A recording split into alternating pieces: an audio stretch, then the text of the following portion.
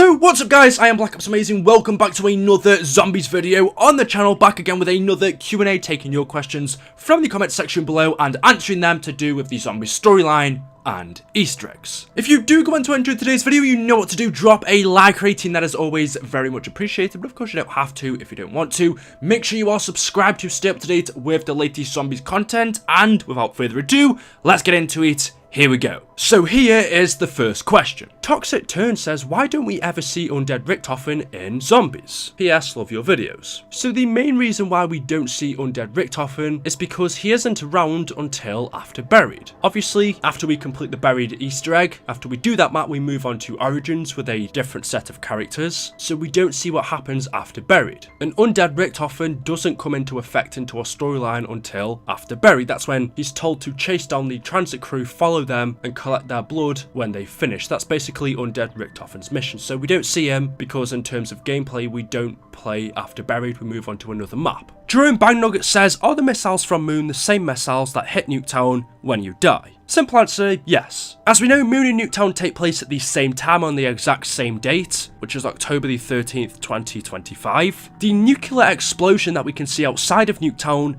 isn't from one of the missiles. When we play Nuketown, they hadn't struck Earth yet. That was in fact from a nuclear bomb that exploded outside Nuketown as a result of Broken Arrow's drilling. And so, as I said, because Nuketown and Moon take place at the same time, the Moon missiles during round 25 of Nuketown, that is the point, or that is around the point when they actually set off from Moon. And then when we eventually die in Nuketown, we see the missiles finally hit, and one of them directly hits the town itself. We know, or from what I remember, there was 3 of them, so they hit other locations as well, but yes, that missile in the ending cutscene is from Moon. Gerardo Fuentes, I think that's how you pronounce your name, sir, I'm very sorry, but he says, BOA, why don't you do any live streams anymore? Love your vids. So I just wanted to answer this because a lot of people always ask me, but to be honest, I don't really do live streams because the main reason is I don't think my PC is too good, especially since I've had it a couple of years now. It's quite slow, so I don't think it'd be too good for streaming. Plus the times when I can stream are a little bit weird, and also I don't really have time. Making videos takes a hell of a long time to do, which really means I don't have much time to stream, and also right now there's not too much to actually stream. There is World War II Zombies, but it's meh, it's alright. Black Ops 3 Zombies I've played so much, I wouldn't mind actually streaming, but I don't know, it's never really been something I've done too much. I've done maybe 2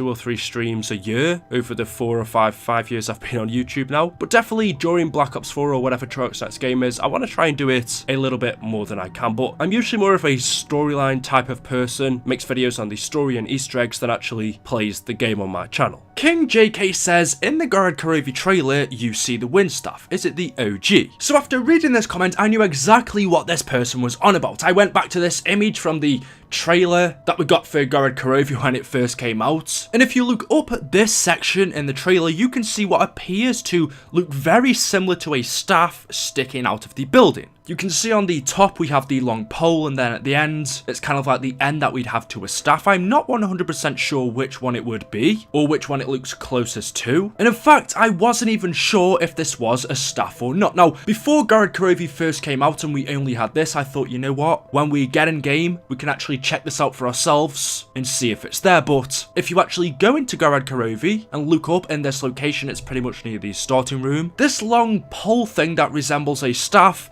isn't anywhere to be seen. You can't see it, so it's in the trailer but I can't find it anywhere in game. I don't know if that's just me or if that's how it is, but I thought, you know what, I'm gonna take to YouTube, and I asked you guys on the community section just 4 days ago what you thought this actually was, and looking through the comments, not even you guys were sure. Some people said it looks like a staff that maybe Nikolai brought with him, other people said it was a Broken Arrow symbol, it was a tank. No one seems to know what this actually was, and it wasn't just me that made a video on this. Over a year ago when this map came out, a lot of bigger YouTubers noticed this as well and made videos on it, reporting that possibly when GOROD KROVI does come out, we could be seeing the origin staffs. As we know now, that wasn't the case. They're nowhere to be seen in the game, but apparently we can see one, it looks very similar, you have to admit, in the trailer. So is this one of the origin staffs in GOROD KROVI? Is it not? If it is, where is it in game? Honestly, I don't know. I'd say let me know what you think in the comment section below, but to be honest, I don't think anyone knows. Vicente Ortiz, I've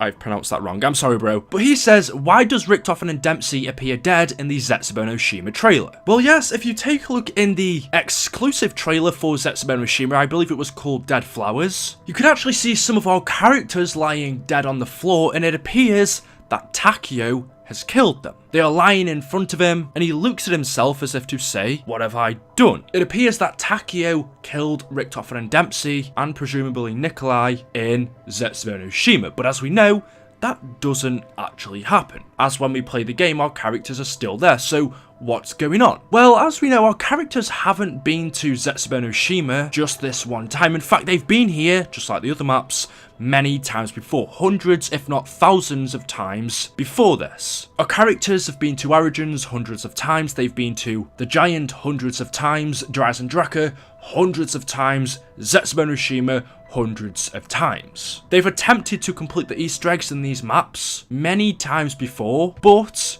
have failed. Every time they've been to this map before, they've done something wrong. And as you see in this instance, Takeo ended up killing the characters for whatever reason. Maybe he got angry with them, they did something to him, so he killed them. Whatever happened, in one of the hundreds of scenarios that took place before, Takeo killed the characters. And so because they failed, they were sent back to the beginning of the map to do the Easter egg over and over again. As we know, not only is the whole Giant storyline in a massive loop, but every map is also in a loop of its own. Zetsubou no Shima is in a continuous cycle, and what we have to do is break it, just like Mob of the Dead. Our characters, every time they fail, get sent back to the beginning over and over again until they break the cycle. It's same with Zetsubou no Shima. Whilst trying to complete the Easter egg and collect Takeo's soul, if we don't do that, if something goes wrong, then the cycle is continued, and our characters replay the same events over and over again until the cycle is broken. And when we play the game, when we do the Easter egg for ourselves, that is when we break the cycle and move on to the next map, which was GOROD KROVI. So hopefully that answers your question. The reason why we see our characters dead in Zetsubou no Shima is because whilst they were trying to complete the Easter egg, they failed. For some reason, Takeo killed the characters, which meant that the cycle continued, and they got sent back to the beginning until they do it correctly. Cameron Graham says, hey BOA, I need an answer for this as it's bugging me. As Samantha isn't in control of the zombies anymore, why do we still get Samantha's teddy bear